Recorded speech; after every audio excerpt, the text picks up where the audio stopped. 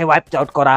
আর এই মুহূর্তে Bangladesh top one totally বদলাটা পুরোপুরি কমপ্লিট করতে না পারলেও তাদের থেকে কিলটা হলেও গ্র্যাব করে নিয়েছেন।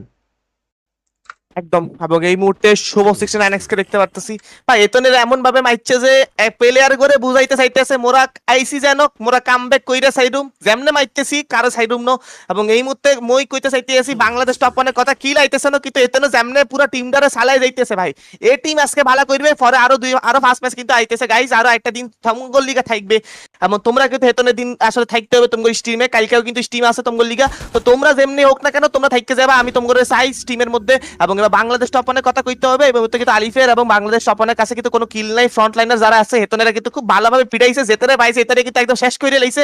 মাইচ্ছে এমন ভাবে মাইচ্ছে পুরো দামে কিন্তু সাইডটা কিল চলে আইছে তাদের কাছে। এটাই কিন্তু দরকার আছে আসলে আজকে দিনে, যদি বাংলাদেশ টপ ওয়ান কামব্যাক না করে জনগণের কেতানে আসলে খুশি রাখবো। আর কাছে মনে হয় যে এতনেরা যদি আসলে খুশি রাখতে হয় কামব্যাক করতে হবে বাংলাদেশ টপ ওয়ান। রাত ভাই যেতনের কিনা এত বড় একটা ফ্যান বেস রয়েছে, মোর কাছে মনে হয় যে হেতনের আজকে একটা ভালো কামব্যাক করা মনে